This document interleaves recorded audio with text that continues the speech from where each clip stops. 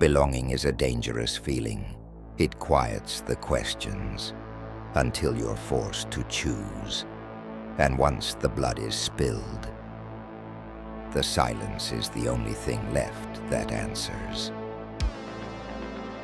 Welcome to the Alphonso Archives.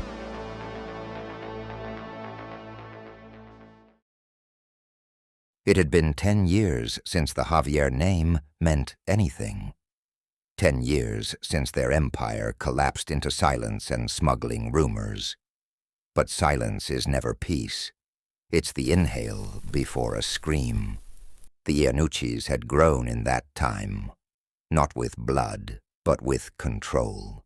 Their protection model stretched across cities, nightclubs, restaurants, courts, ports. While others trafficked flesh and powders, the Ianuccis sold safety. It made them trusted. It made them rich. It made them enemies. Word from our man inside Vespucci's Westport branch. They're aligning with Javier. They're setting a meeting. Military talk. War? They're planning one.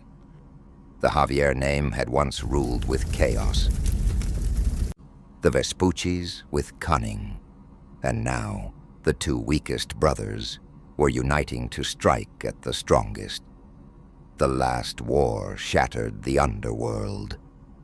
This one wouldn't be fought in the streets. It would be cut short before it ever began. To the family, it was just another job.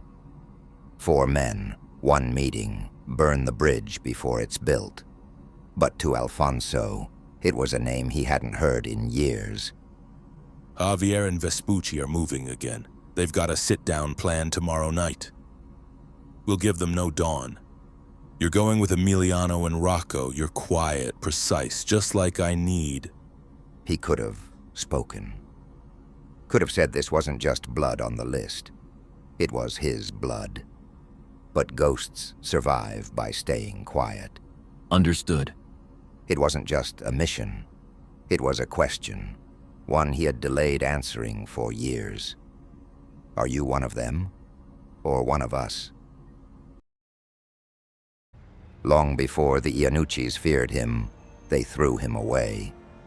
He was El Salvador's youngest, charismatic, wild, reckless, a prince born into blood and excess, and he wore both proudly. He didn't lead, he devoured.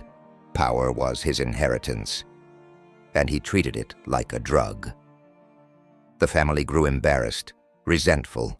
The youngest had become a liability. Then came the trip, a father-son escape, a chance to cool off, to rebuild. So they said. What he didn't know was that the hit had already been paid for.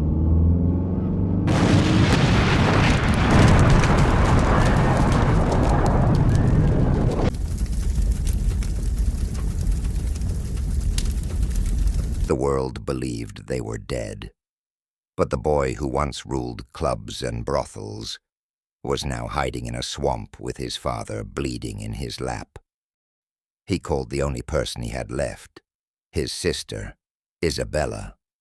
He can stay. He's our father. But you?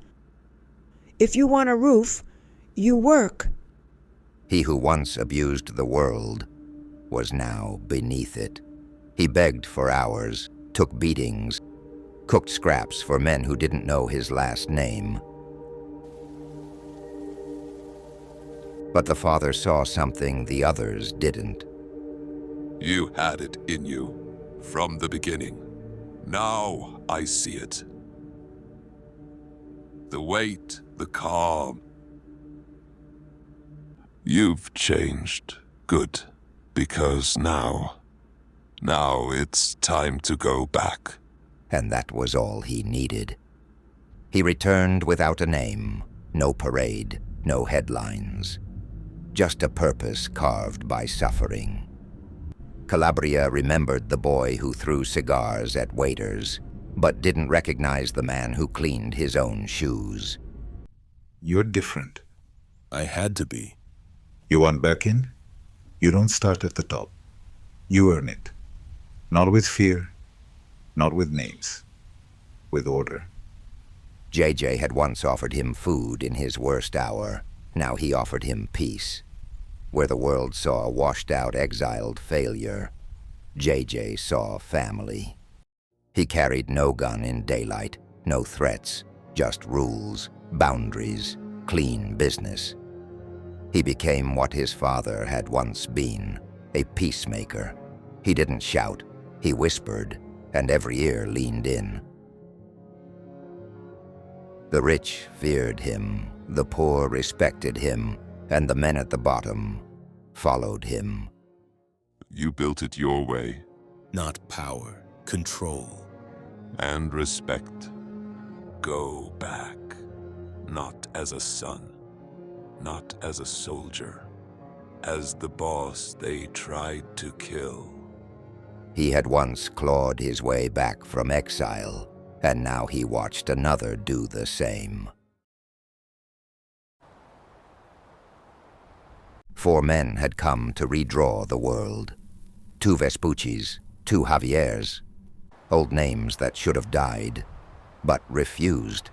The Ianuccis built a clean empire, quiet money, favors over fire. They made the streets believe they were saviors. Saviors don't get rich like that. They got lucky. Everyone's soft now. Time to bring noise back. The noise is what got your family buried the first time. Hey. And still, we're here. You need wolves, Vespucci. We smell blood. We just need a door. We hit their cargo, their fronts, then we cut their ties to City Hall. And after that, we take the fucking family house. Alphonso listened to it all, every word pressing into old wounds. And yet he didn't flinch, not when they mocked the Don, not when they mapped his second home. You'll see, Calabria's been quiet too long. It happened in a heartbeat. What the fuck? What was that? He didn't see their faces until they hit the ground.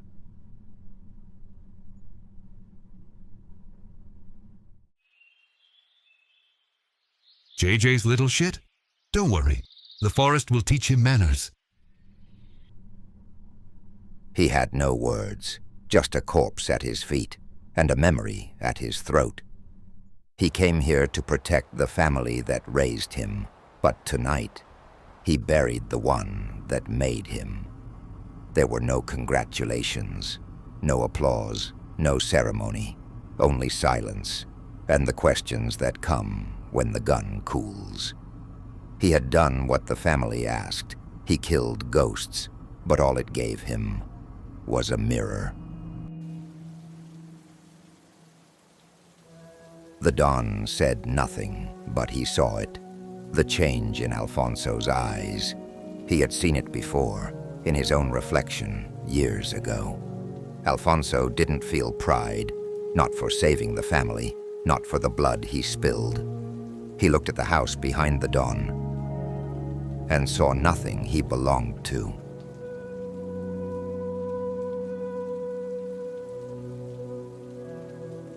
By the time his boots touched the marble floor, he had already made his decision. This wasn't his home. None of them were. To become a man, he had to kill his past. To become free, he'd have to betray his future.